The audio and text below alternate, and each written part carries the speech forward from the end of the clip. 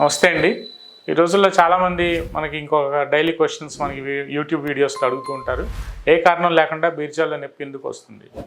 ఏ కారణం లేకుండా బీర్జాల్లో అయితే నొప్పి రాదండి. జనరల్గా టెస్టికల్స్లో పెయిన్ రావాలి అంటే ఏదైనా ఒక అక్యూట్ కండిషన్, ఏదైనా ఒక స్వల్పకాలిక వ్యాధి కానీ లేదంటే ఏదైనా దీర్ఘకాలిక వ్యాధులు కానీ ఏమన్నా ఉంటేనే బీర్జాల్లో నొప్పి రావటం అనేది జనరల్గా జరుగుతుందండి.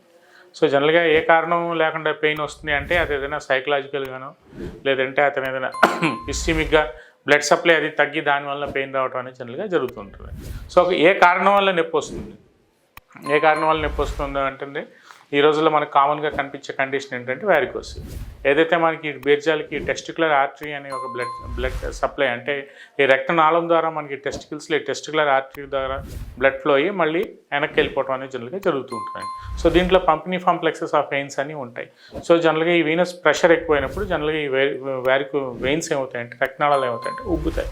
సో దీన్ని మనం వారికోసీల్ అంటూ ఉంటాం. అంటే గ్రేడ్ 1 అంటే జనరల్గా ఈ వారికోసీల్ ఉన్న వాళ్ళకి ఏంటంటే జనరల్గా ఈ టెస్టికులర్ పెయిన్ అనేది కామన్గా ఒక సిమ్టమ్గా కనిపిస్తూ ఉంటుంది. దాంతోపాటు ఆర్కైటిస్ అంటే ఏదైనా టెస్టికులర్ ఇన్ఫెక్షన్స్ ఏమైనా ఉన్నా లేదంటే హైడ్రోసిల్ రిలేటెడ్ అంటే కొంతమందికి ఈ టెస్టికల్స్లో నీరు అనేది అక్యుములేట్ అవుతూ ఉంటుంది.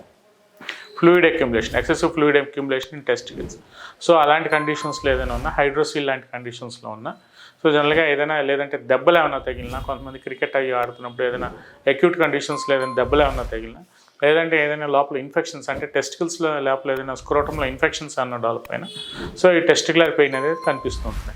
అంతేగాని ఏ కారణం లేకుండా టెస్టికల్స్లో పెయిన్ అనేది ఉండదండి. జనరల్గా అది సైకలాజికల్గా మానసిక రిలేటెడ్గానే ఉంటూ ఉంటుందండి. సో ఇట్లాంటి కండిషన్స్ని మనం అల్ట్రాసౌండ్ స్కాన్ చేసుకుని దాన్ని బట్టి అది ఎక్కడ ఏ స్టేజ్లో ఉంది, వారికోసీల్ ఉంటే గ్రేడ్ 1 ఉందా, గ్రేడ్ 2 ఉందా, గ్రేడ్ 3 ఉందా, హైడ్రోసీల్ ఉంటే ఎంత ఫ్లూయిడ్ అక్యుములేట్ అయింది, రైట్ టెస్టికల్ లెఫ్ట్ టెస్టికల్స్ లేదా ఏదైనా బోత్ టెస్టికల్స్లో ఉంది, ఇంకేదైనా వాపులు లాంటివి ఏమైనా ఉన్నాయి, ఆర్కైటిస్ అని చెప్తున్నాం. టెస్టికల్స్లో లోపల వాపు వచ్చిన దాన్ని ఆర్కైటిస్ అనే కండిషన్ చెప్తూ ఉంటాం. సో అట్లాంటి ఇన్ఫెక్షన్స్ ఏమైనా ఉన్నాయా అనేది చూసుకుని మనం ట్రీట్మెంట్ అనేది స్టార్ట్ చేసుకోవడం జనరల్గా జరుగుతూ ఉంటుంది.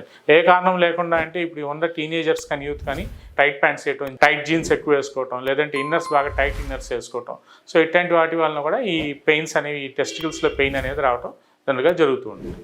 సో ఒకసారి ప్రాపర్గా ఇవాల్యుయేట్ చేసుకోవటం, దాన్ని బట్టి మనం ట్రీట్మెంట్ చేసుకుంటే ఆటోమేటిక్గా ఆ పెయిన్ అనేది తగ్గిపోతుంది. నమస్తే.